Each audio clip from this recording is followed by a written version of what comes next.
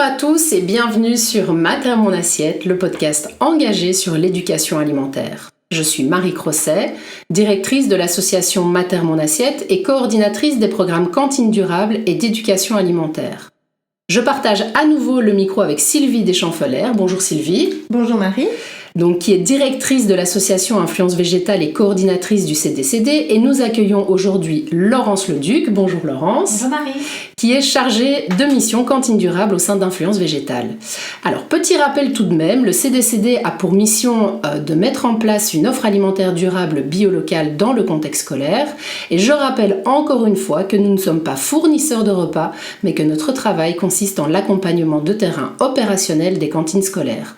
Le CDCD, c'est bien le collectif Développement Cantine Durable. Alors, on vous l'avait dit, on vous préparait un second podcast sur les cantines scolaires, et bien le voilà. Aujourd'hui, nous voulons dénoncer les absurdités auxquelles nous devons faire face quotidiennement dans notre travail et qui pourraient, à long terme, mener les écoles à tout simplement devoir renoncer au service de repas scolaires. Manque de coopération, manque de moyens, d'ambition et de motivation. Est-ce que la restauration scolaire est-elle en danger ? Doit-elle tout simplement s'arrêter ? Alors les filles, j'espère que mon introduction vous a inspiré. Nous sommes toutes les trois sur le terrain, dans les écoles, dans les cuisines, dans les classes, mais aussi dans les bureaux des directions et les pouvoirs organisateurs. Et nous nous retrouvons souvent bloqués, voire même piégés par le manque d'engagement dans la concrétisation du changement. Est-ce que ça vous parle ? Moi, ça me parle vraiment beaucoup. Il ne s'agit plus en fait aujourd'hui uniquement de communiquer sur un changement espéré, mais vraiment de changer le système alimentaire et de changer celui des écoles en particulier. Alors je voudrais replacer un contexte respectueux pour nos auditeurs qui est que aujourd'hui, on va lever des tabous, on va pointer des choses qui font un petit peu mal. L'idée, c'est vraiment de ne pas personnaliser notre feedback et de ne pas stigmatiser des rôles. L'idée, c'est vraiment en fait de se libérer des tabous, de changer nos perceptions, de nous décomplexer, de sortir finalement d'un piège culturel et d'ouvrir notre esprit pour pouvoir se projeter tous ensemble dans une nouvelle réalité qui serait vraiment des cantines scolaires dans les classes, dans les écoles, proches des élèves, avec une alimentation de top qualité pour tous. Alors dans le podcast précédent, on vous parlait du leadership éclairé. Alors le leadership éclairé, c'est ce fameux leadership qui a pris la mesure du défi qu'il attend et qui malheureusement est encore trop rare aujourd'hui, ce qui entraîne toute une série de situations difficiles. Ben oui, effectivement, en fait, sur le terrain, on peut maintenant dénoncer toute une série de situations où on est face à ce manque en fait de leadership, que ce soit au niveau des directions, que ce soit au niveau des cuisiniers. Et moi, j'avais envie de vous partager un exemple que je rencontre souvent sur le terrain, c'est que quand je vais voir une direction d'école, j'ai souvent, et que je lui présente le projet en lien avec l'alimentation durable et la cantine, je fais face à une direction qui me dit « Oui, mais moi, je ne veux pas m'engager si mon équipe de cuisine ou mon cuisinier, ma cuisinière ne veut pas. » Et donc, on a vraiment ce phénomène en fait, de prise de pouvoir, comme si, finalement, le pouvoir du changement réel était laissé aux mains d'une seule ou de plusieurs personnes. Et donc, parfois, on se retrouve dans des situations dans les écoles où on a cette motivation de la direction, des enseignants, des parents, etc. à vouloir évoluer vers un autre type d'alimentation.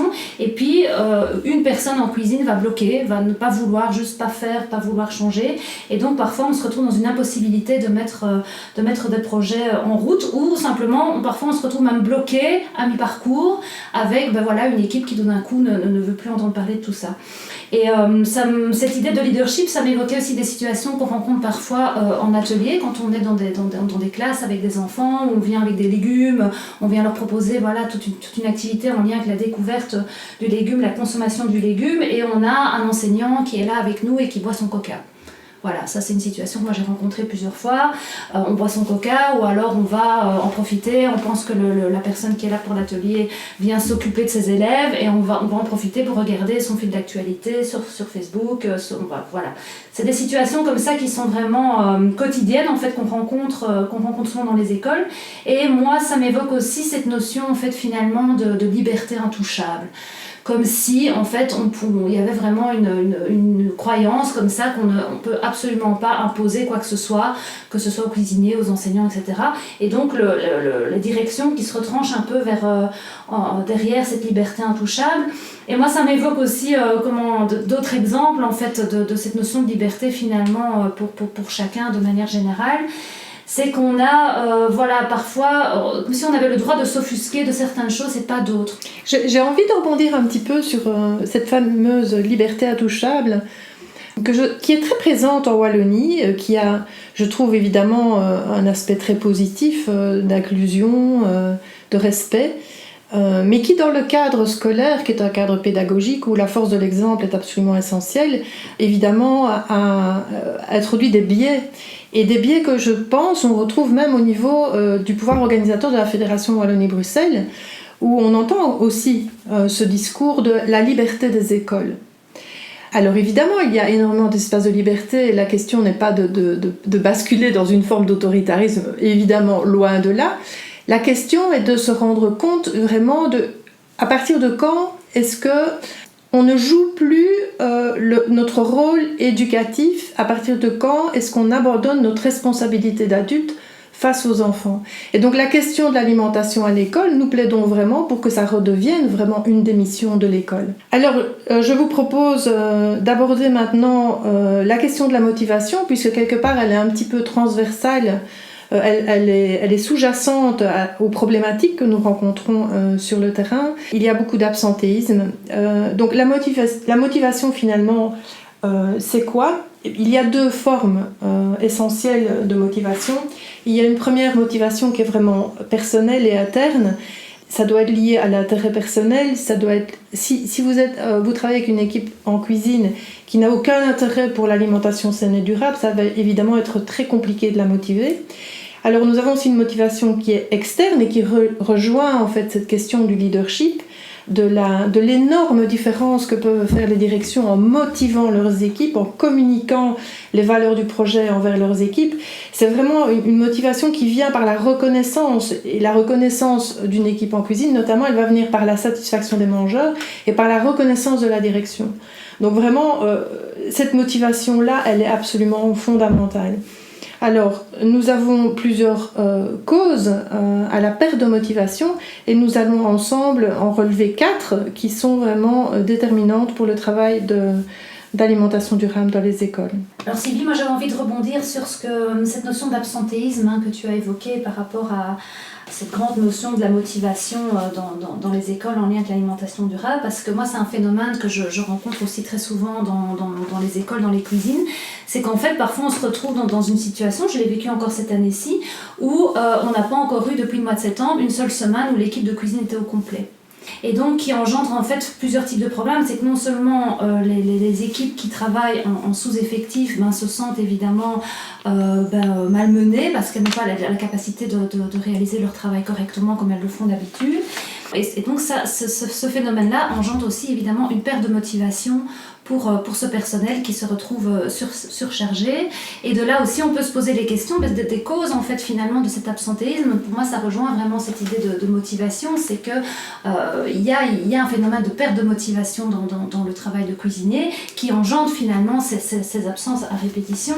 J'ai notamment aussi une école où la cantine durable est installée depuis plusieurs années, où ça fonctionne, ça tourne, mais malgré tout, on doit faire face à une nouvelle équipe chaque année. Donc chaque année, il y a quelqu'un qui part, et donc il y a un recrutement qui doit se faire, etc. Et donc c'est vrai que ça, c'est aussi fatigant, ça engendre aussi des pertes de motivation à ce niveau-là. Et la dernière chose que j'avais envie d'évoquer par rapport à cette notion d'absentéisme, c'est la notion parfois de boycott, voire même, je dirais, de sabotage, où on a parfois des équipes de cuisine qui, en théorie, a priori, sont motivées par le projet, et puis quand on leur fixe un rendez-vous, quand on leur propose une activité, une formation en cuisine, le jour même, elles ne sont pas là, elles sont malades, etc. Et ça, c'est évidemment quelque chose qui peut arriver, mais on a pu constater dans certaines situations qu'il s'agissait vraiment de sabotage en fait, du projet. Laurence, moi je voudrais juste faire le lien avec une situation qui nous est arrivée récemment avec Hakim, donc qui est un autre membre du collectif qui m'accompagne dans les formations cuisiniers. eh bien, nous avions donc planifié en effet la formation des cuisiniers et quand nous sommes arrivés, eh bien, les cuisiniers n'étaient pas disponibles pour suivre la formation. Parce qu'il y avait des absents, parce que ça ne les intéressait pas forcément. Alors le chef cuisine était intéressé, mais les cuisinières ne l'étaient pas. Et donc, Hakim et moi, on s'est retrouvés à préparer le buffet froid du lendemain pour 300 élèves, à 2. Et les cuisinières venaient de temps en temps regarder, goûter, en disant « Ah, c'est bien ce que vous faites, c'est bon, ça nous plaît », mais aucun investissement de leur part. Et par rapport au manque de motivation et d'absentéisme, ce qu'on rencontre aussi souvent quand même dans les écoles, c'est que en fonction de ce qu'on leur demande de faire, les gens se mettent volontairement en maladie pour ne pas devoir faire ce qu'on leur demande. Et ça, c'est une grande crainte dans les équipes cuisine, c'est que retravailler du légume frais, par exemple, donc devoir nettoyer, couper des légumes, ça va demander du temps en plus, ça va demander de s'investir plus, et donc la seule réponse du personnel à ce niveau-là, c'est « je ne viens pas ». Oui, et donc on est vraiment dans des cercles vicieux. Et donc il faut réfléchir à comment l'interrompre. Et donc voilà, une proposition peut-être pour les directions qui nous écoutent et qui sont en difficulté par rapport à leur leadership, qui n'ont pas toujours, qui ne voient pas toujours clair sur comment est-ce que je vais motiver mon équipe en cuisine. Je pense qu'il faut se rappeler que derrière tout ça, on est quand même en train de parler d'une notion qui est la notion du bien commun. Et que derrière un cuisinier qui va boycotter un projet d'alimentation saine, c'est des centaines et des milliers d'enfants qu'on prive de cette expérience. Et donc je pense que le leader de l'école, sur base de cette valeur commune, puisqu'il s'agit bien du bien commun, c'est, je dirais, au-delà de l'environnement et de l'écologie. Je dirais que nous arrivons aujourd'hui dans une saison qui est la saison du bien commun. Donc nous devons nous mettre en capacité de collaborer, nous devons motiver nos équipes de cuisine parce que le défi, il est de cet ordre-là. Je voulais revenir maintenant sur les 4 causes principales qui sont à la base de l'absentéisme. On a déjà un petit peu abordé la question de la communication. On va y revenir. C'est vraiment la notion de partager les valeurs du projet. Le leadership, c'est l'influence. Et ce n'est pas en mettant une affiche sur l'alimentation durable ou en parlant une fois tous les 2 ans que ça va changer. C'est une influence qui doit être présente régulièrement dans l'école. Ça doit faire vraiment partie du projet pédagogique de l'école. D'ailleurs, on remarque que les écoles avec lesquelles on a été le plus loin dans le processus, ce sont celles qui se sont vraiment investies, dont la direction s'est vraiment investie dans le projet et s'est engagée au niveau de la communication auprès de son équipe et des familles. Oui, moi j'observe ça aussi dans les écoles que j'accompagne, c'est parfois vraiment ce souci en lien avec la communication, simplement un oubli, on a oublié de dire que l'activité allait débuter à cette heure-là et donc finalement les personnes qui sont intéressées par le projet viennent trop tard et donc on n'assiste pas finalement au lancement d'une activité qui généralement a beaucoup d'impact sur la suite du projet. Donc ce problème de communication, il est un peu à tous les étages. Moi je rencontre aussi, je suis toujours étonnée quand je me rends compte qu'en fait dans des écoles, il n'y a pas de dialogue, juste pas de dialogue entre la direction et les équipes de cuisine. C'est comme s'il y avait un mur entre ces deux métiers. C'est comme si ces personnes ne travaillaient finalement pas pour la même structure, qu'il y avait vraiment les problèmes liés à la direction d'un côté et les problèmes liés à la cuisine de l'autre. Et voilà, chacun son job, chacun son métier. Et il n'y a pas de communication entre les deux. Alors la cause numéro 2, ça va être le manque d'opportunités d'évolution et de développement des compétences. Donc là, on rejoint indirectement cette notion de mettre en place une formation pour des cuisiniers génération durable, qui est un des projets que le collectif voudrait mener à bien dans les années qui viennent, qui est vraiment de développer des petits modules de formation adaptés à la réalité des écoles aujourd'hui. Oui, parce qu'en fait, sur le terrain, on se rend compte qu'il y a vraiment une carence énorme à ce niveau-là, des carences de compétences. Évidemment, c'est lié à toute une série de choses, notamment à des profils de personnes qui se sont finalement retrouvées en cuisine au fur et à mesure de leur chemin professionnel, qui au départ étaient peut-être en lien avec le nettoyage, et finalement, elles se sont retrouvées parfois forcées à se retrouver en cuisine. Donc, on se retrouve en cuisine avec des personnes qui n'ont pas forcément de compétences, de formation par rapport rapport à ça. Et moi, je constate aussi à quel point c'est bénéfique, à quel point c'est chouette pour les personnes qui sont dans les cuisines de bénéficier d'une formation, aussi petite soit-elle, un atelier avec un cuisinier professionnel qui vient leur donner toute une série de trucs et astuces en cuisine. Et c'est des situations où les cuisiniers et les cuisinières se sentent valorisées en fait finalement dans le métier qu'elles font tous les jours, parce qu'enfin on vient s'occuper d'elles, enfin on vient leur donner un peu de matière, un peu de compétences. Et j'avais aussi envie de relever cette notion de plaisir en fait, parce que voilà, je crois que tout le monde peut comprendre que quand on ouvre des sachets à longueur de journée et qu'on fait une espèce de popote 5 jours semaine et tous les jours de l'année, où est cette notion de plaisir finalement, où est cette notion de créativité qui, je pense, est la base de la cuisine. En fait, quand on aime cuisiner, on aime créer des choses. Et donc, c'est vraiment à travers ces ateliers, à travers ces formations, qu'on peut redonner en fait ce goût aux cuisiniers, qu'ils soient formés ou pas en fait finalement, parce que dans une école ici récemment aussi j'ai vécu la situation où dans une cuisine j'ai deux cuisiniers formés à la cuisine qui connaissent en fait ce plaisir de cuisiner, mais qui n'ont plus accès à ce plaisir-là parce qu'ils sont dans des routines, parce qu'ils sont en fait finalement ils font en cuisine des choses qui ne correspondent pas à leurs valeurs, et que quand on vient leur donner finalement la possibilité de réfléchir, de créer, d'imaginer, de goûter, de prendre des ingrédients, de les mélanger, voir ce que ça donne, et bien là on retrouve ces gens qui finalement tout d'un coup se réilluminent, oui. Parce qu'ils peuvent recréer des choses. Oui, tu parles aussi de cuisiniers qui finalement sont dédiés à cuisiner et qui ont l'espace pour le faire.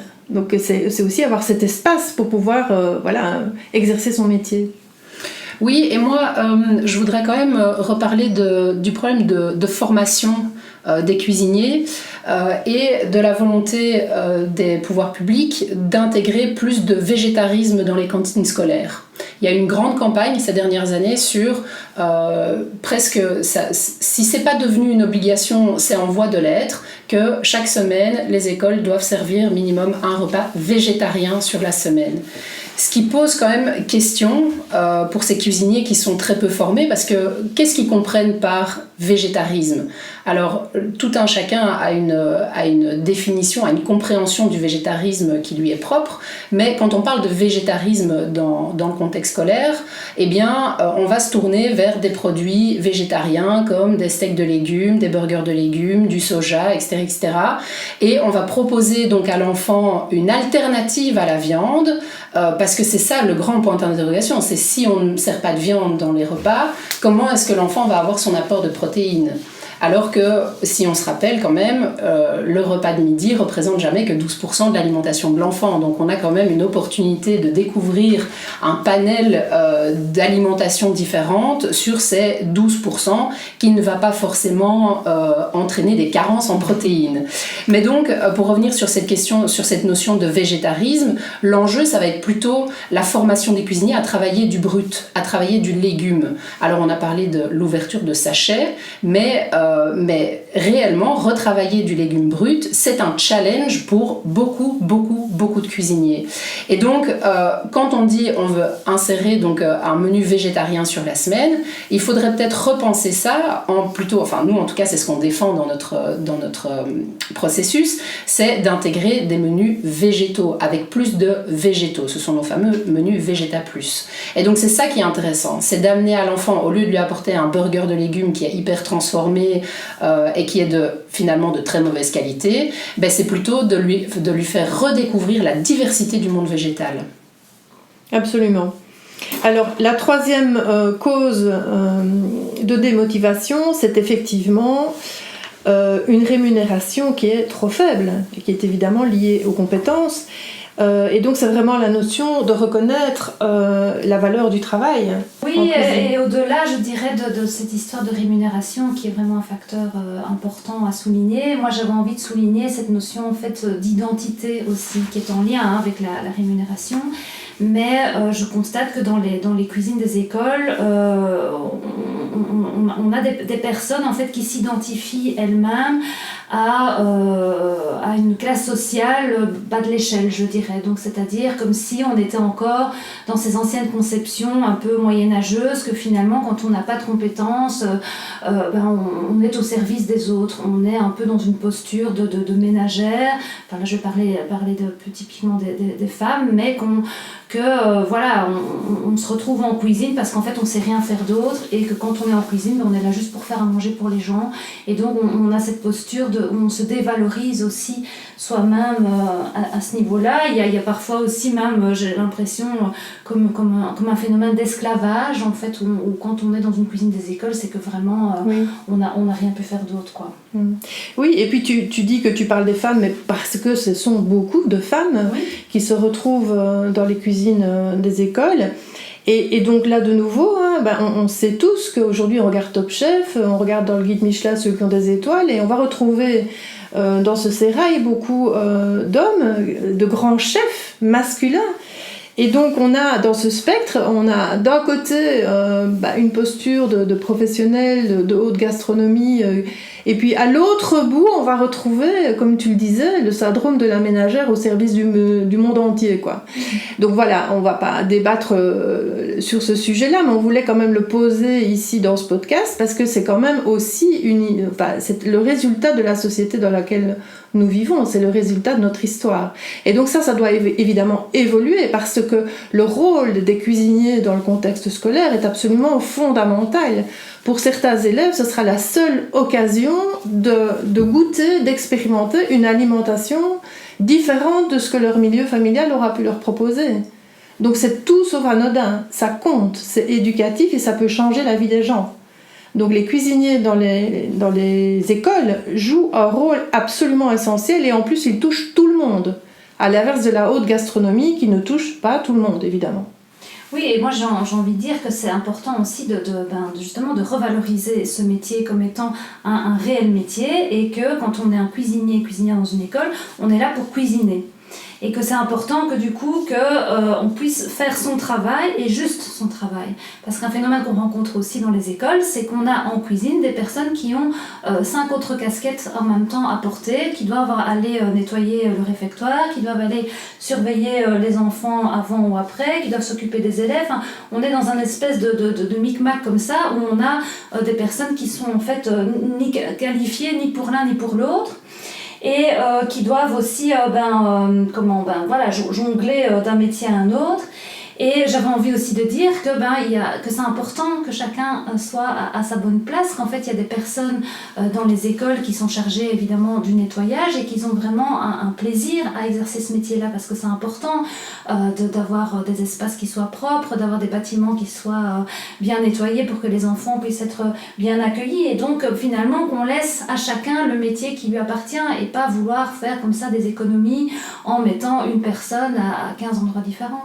Oui, et ça rejoint vraiment la quatrième cause de démotivation que je voulais vous proposer aujourd'hui, c'est vraiment la charge de travail inadéquate. Alors, trop lourde ou trop peu lourde, parce que se retrouver assis en cuisine pour faire 150 repas, ça va générer beaucoup d'ennuis, de désintérêt, une diminution des compétences, parce que moins on fait. Et donc, nous, on sait très bien que dans un modèle du collectif développement cantine durable, les 100 repas par jour sont tout à fait gérables par un équivalent temps plein, et qui va en plus avoir du temps pour la gestion, pour son lien avec les mangeurs, pour améliorer ses menus, pour organiser sa logistique, pour travailler avec ses fournisseurs. Donc vraiment, le métier de cuisinier complet, une personne, un équivalent temps plein peut tout à fait assumer ça pour 100 repas jour. Et donc, parfois, on a des situations où on a un cuisinier pour beaucoup trop de repas, et donc là, on ouvre des sachets, évidemment, ou bien beaucoup trop de cuisiniers qui s'ennuient et qui finalement, c'est une sorte de nivellement par le bas. Alors moi, je rencontre une situation qui est justement assez frustrante par rapport au temps de travail. dans une école dans laquelle je clôture 2 années de travail. Donc beaucoup de discussions avec la direction, avec le PO sur le temps qu'il faut dégager pour que le cuisinier puisse travailler dans des bonnes conditions. Il commence à retravailler du légume brut, il se donne beaucoup de mal. Et ici maintenant, en fin d'année, eh bien, en fait, on apprend que la direction va lui sucrer 4 heures de travail parce que j'ai amené à un moment donné dans le processus que selon la méthodologie du CDCD, eh bien, on compte un équivalent temps plein pour faire 100 repas et que ce cuisinier n'en fait que 80. Et donc, la réponse à ça, c'était en fait, il travaille trop. Mais l'objectif, c'est d'augmenter le taux de participation du repas chaud. Donc, ça va à contresens, totalement. Oui, c'est une perception à court terme. Alors que des projets de transformation d'un modèle alimentaire, c'est évidemment une logique sur du plus long terme.